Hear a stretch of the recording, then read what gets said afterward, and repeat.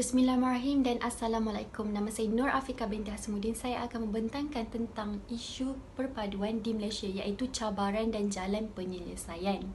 Okey, kepentingan bagi tajuk isu perpaduan ini adalah bagi memberi kesedaran terhadap nilai perpaduan iaitu bersatu padu dan hormat menghormati dalam hidup berbilang kaum di Malaysia ini. Selain itu, ia memberi kesedaran terhadap cabaran isu semasa yang terjadi di Malaysia ini. Seterusnya, pemilihan tajuk ini adalah bagi meluaskan ilmu pengetahuan tentang sejarah perpaduan di Malaysia. Tambahan lagi, perbincangan mengenai isu perpaduan di Malaysia ini dapat memberi kesedaran terhadap cabaran-cabaran isu perpaduan di Malaysia serta mencari jalan penyelesaian terhadap cabaran isu perpaduan di Malaysia baik kini atau di masa hadapan. Hubung kait perpaduan dan falsafah. Isu perpaduan yang dibincangkan termasuk di bawah kategori falsafah praktikal di mana falsafah ini berfikir secara menyeluruh, tidak terikut oleh tradisi dan mempunyai ciri-ciri sistematik, radikal dan sejagat. Tambahan lagi, isu perpaduan yang dibincangkan termasuk di bawah kategori ilmu falsafah ontologi yang ini termasuk dengan falsafah metafizik, falsafah kosmologi, falsafah matematik dan falsafah kemanusiaan. Definisi perpaduan. Asas perpaduan di dalam masyarakat berbeza mengikut kategori masyarakat dalam peringkat sosial. Bagi masyarakat kekeluargaan dan persahabatan, ia boleh dilihat melalui nilai menyayangi. Manakala bagi kategori masyarakat yang lebih menyeluruh, ia melibatkan penekanan terhadap kesedaran dalam kumpulan, kesatuan dan perpaduan sosial.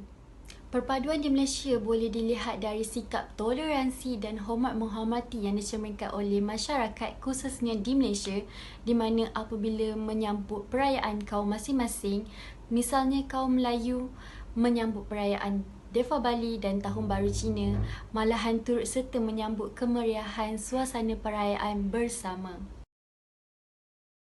Malaysia yang dahulunya dikenali sebagai Tanah Melayu atau Kerajaan Melayu telah dijajah sebanyak 5 kali semenjak tahun 1511. Pada awalnya, Kerajaan Melayu Melaka dijajah oleh Portugis pada tahun 1511 sehingga 1641.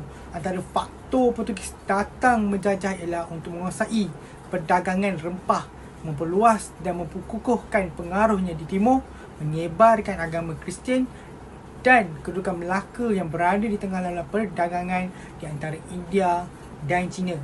Kesan yang dibawa oleh penjajahan Portugis ini adalah pengenalan tulisan Rumi.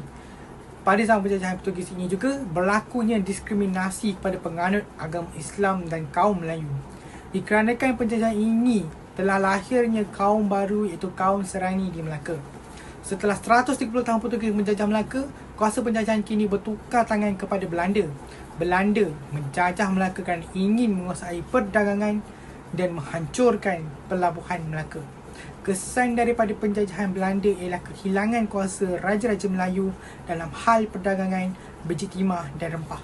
Semasa pemerintahan British telah memperkenalkan pentadbiran negeri-negeri Selat, negeri-negeri Melayu bersekutu dan negeri-negeri Melayu tidak bersekutu. Dengan adanya pembahagian ini, semangat kenegerian lebih terlihat kerana NNS akan lebih maju berbanding negeri lain kerana negeri mereka ditadbir oleh British dan merupakan pusat pelabuhan utama. British juga membawa masuk buruh daripada India bagi mengusahakan ladang-ladang British yang ada di Malaysia dan buruh dari China untuk bekerja di Lombong. Mereka juga mencipta sekolah vernakular di tanah Melayu dan cara pembelajaran dan pengajarannya amatlah tidak adil. Tujuan British melakukan ini adalah untuk memastikan mereka dapat menjayakan ekonomi mereka dan memerintahkan rakyat dengan lebih mudah. Jepun pula telah menguasai tanah Melayu pada 1941.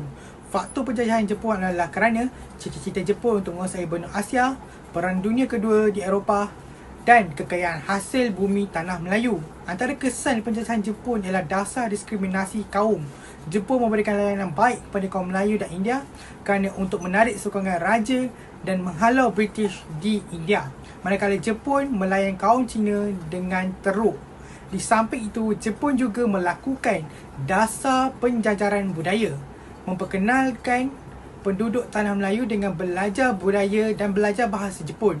Dan akhirnya kemunculan Parti Komunis di tanah Melayu berpunca daripada layanan Jepun kepada kaum Cina. Polarisasi etnik yang disebabkan oleh tentera Jepun menyebabkan tercetusnya konflik etnik antara Melayu dan Cina. Orang Melayu yang ditindas oleh komunis mula bergantung kepada kumpulan agama dan pemimpin tempatan untuk mengekalkan kelangsungan hidup mereka. Antara kemudahan asas yang disabotaj oleh pihak komunis adalah laluan kereta api, jalan raya, perkhidmatan telegraf dan telefon, bekalan elektrik dan bekalan air serta perkhidmatan perubatan.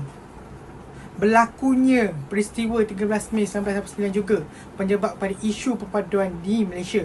Perkara ini bertambah buruk apabila hal ini dipolitikan oleh setengah ahli politik yang tidak bertanggungjawab. Bibit-bibit isu perkauman semakin jelas apabila berlakunya kes kematian Muhammad Adib. Hak kebebasan bersuara merupakan hak yang diberikan kepada rakyat Malaysia yang termaktub di dalam Perlembagaan Persekutuan Malaysia. Namun begitu, ramai yang menyalahgunakan hak kebebasan yang diberikan ini dengan melontarkan kata-kata penghinaan atau tidak menghormati sensitiviti antara satu sama lain.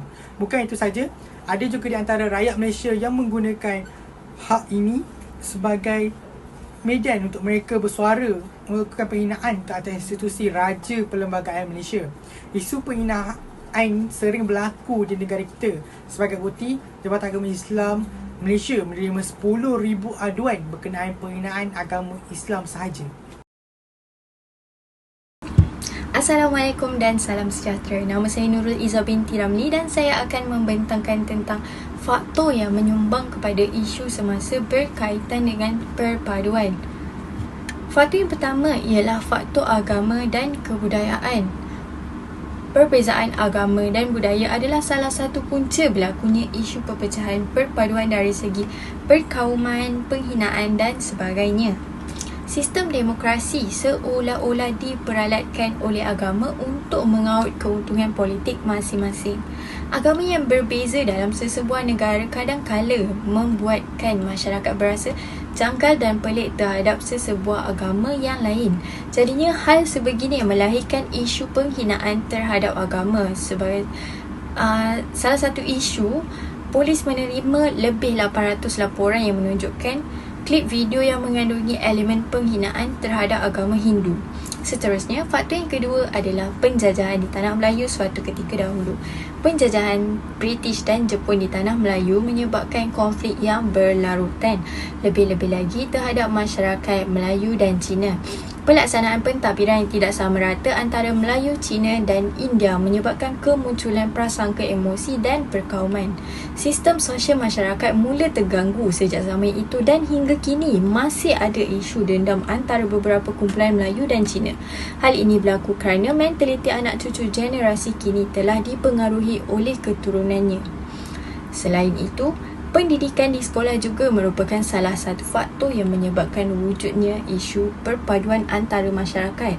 Sistem pendidikan dikatakan salah satu faktor yang menyumbang kepada isu perpaduan adalah kerana guru pada masa kini banyak memberi tumpuan dalam mencapai sasaran untuk memastikan pelajar mendapat keputusan cemerlang dalam peperiksaan sahaja dan sesetengah guru tidak endah akan perpaduan etnik dalam kalangan pelajar. Pada tahun 2010, berlaku satu isu di mana seorang guru disiplin mengeluarkan kata-kata yang menimbulkan isu rasis terhadap pelajarnya. Isu ini memberi contoh yang negatif terhadap pelajar yang lain dalam hal perpaduan. Selain itu, aktiviti kokurikulum juga menunjukkan bahawa perpaduan etnik dalam sekolah tersebut sangat lemah. Sebagai contoh, permainan sukan badminton dan bola keranjang mendapat kurang penyertaan dari pelajar Melayu dan kelab silat pula kurang penyertaan dari pelajar Cina. Faktor seterusnya adalah pengaruh sosial media. Kemajuan media sosial pada masa kini banyak mempengaruhi perpaduan dalam negara. Media sosial memberikan kedua-dua impak kepada masyarakat dari segi positif dan negatif. Penyebaran cerita yang tidak sah dan palsu boleh menyebabkan berlakunya perpecahan dalam masyarakat. Pada bulan Mei lalu, muncul satu isu bahawa seorang influencer telah menghina pakaian tradisi Iban secara tidak sengaja. Hal ini telah mendatangkan amarah dalam kalangan masyarakat. Mereka menganggap bahawa influencer tersebut tidak menjaga sensitiviti masyarakat berbilang kaum di negara ini. Kandungan media sosial yang melibatkan unsur perkauman adalah lebih 70%. Hal ini kerana masyarakat lebih memilih untuk mengongsikan perkara negatif untuk mendapat tumpuan pengguna media sosial yang lain berbanding menceritakan tentang perpaduan ataupun melakukan kempen perpaduan secara atas talian. Hai dan Assalamualaikum. Saya Muhammad Aidil Haziq bin Nur Izam.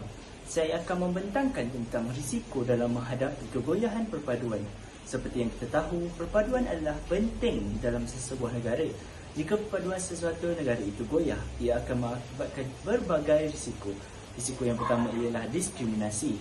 Diskriminasi ialah suatu tingkah laku yang dapat dilihat melalui seseorang dengan jelas. Ia juga adalah satu proses ataupun keadaan seperti mana sesuatu kaum yang dinafikan hak mereka sebagai rakyat dan tidak mendapat layanan yang sama dan khidmat sosial seperti orang lain. Di Malaysia, ada terjadinya diskriminasi lembut. Contoh diskriminasi lembut adalah diskriminasi semasa mendapatkan pekerjaan yang memberikan syarat-syarat yang tidak muhasabah, seperti membenarkan hanya bahasa Mandarin dan bahasa-bahasa yang hanya digunapakai oleh sebuah kaum sahaja. Risiko kedua ialah anthropocentrism. Anthropocentrism ialah sikap atau kepercayaan yang mengatakan bahawa budaya atau nilai sesuatu kaum lebih tinggi ataupun lebih baik daripada kaum yang lain. Ia terjadi disebabkan kemegahan sesuatu kaum yang berfikir bahawa kaum mereka lebih tinggi darjat dan tarafnya berbanding yang lain. Ia juga akan menyebabkan tingkah laku seseorang menjadi ekstremis atau pelampau sama ada berunsurkan kepercayaan agama ataupun budaya. Seterusnya akan memecah belahkan sesuatu masyarakat. Risiko terakhir ialah politik dan perkauman. Pertubuhan seperti UMNO dan Pertubuhan Kebangsaan Melayu Bersatu memperjuangkan kepentingan dan hak Melayu, manakala kaum Cina dan India juga turut mempunyai pertubuhan sendiri seperti Persatuan Cina Malaysia dan Kongres India Malaysia bagi memperjuangkan kaum sendiri. Dengan adanya parti-parti politik bagi setiap kaum, ia akan mendatangkan konflik di Dewan Parlimen berkenaan isu keagamaan dan hak asasi orang Melayu. Seterusnya, memberikan impak yang negatif kepada masyarakat di Malaysia. Bismillahirrahmanirrahim. Assalamualaikum warahmatullahi wabarakatuh. Baiklah, saya akan menerangkan penyelesaian kepada isu perpaduan di Malaysia. Yang pertama adalah peranan kerajaan dan juga guru dalam pendidikan. Bagi langkah ini, kerajaan mesti menambah baik sistem persekolahan sekarang dengan menyelaraskan sistem pendidikan kebangsaan bagi semua pelajar, tak kira kaum maupun agama, supaya bahasa kebangsaan menjadi medium pengajaran dan bahasa pengantar.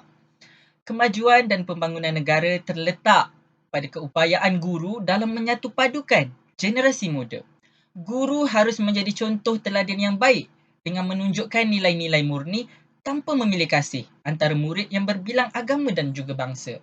Guru harus menerangkan teori berkaitan hubungan kaum dan faedahnya di dalam kelas. Peranan yang kedua ialah ibu bapa. Ibu bapa boleh mempengaruhi tingkah laku dan sikap anak-anak dalam menguruskan perhubungan dengan rakan sebaya yang berbilang kaum. Ibu bapa juga bertanggungjawab menjelaskan perbezaan fahaman dan pantang larang kaum lain agar anak-anak mereka sentiasa mengingati pengalaman pembesaran mereka dan tidak menimbulkan perselisihan faham dengan rakan-rakan berbilang kaum di masa hadapan. Peranan yang terakhir adalah peranan kita sebagai masyarakat. Kita perlu berinteraksi antara satu sama lain di luar zon selesa kita, iaitu masyarakat yang terdiri daripada kumpulan agama dan etnik yang berbeza. Kita juga tidak boleh membenarkan apa yang berlaku di tempat lain menjejaskan perpaduan sosial dan kewujudan bersama secara aman di negara kita. Dan akhir sekali, kita juga boleh bekerjasama dalam aktiviti yang mempunyai kepentingan kolektif, antaranya menziarahi ketika musim perayaan, bergotong royong dan sebagainya. Terima kasih.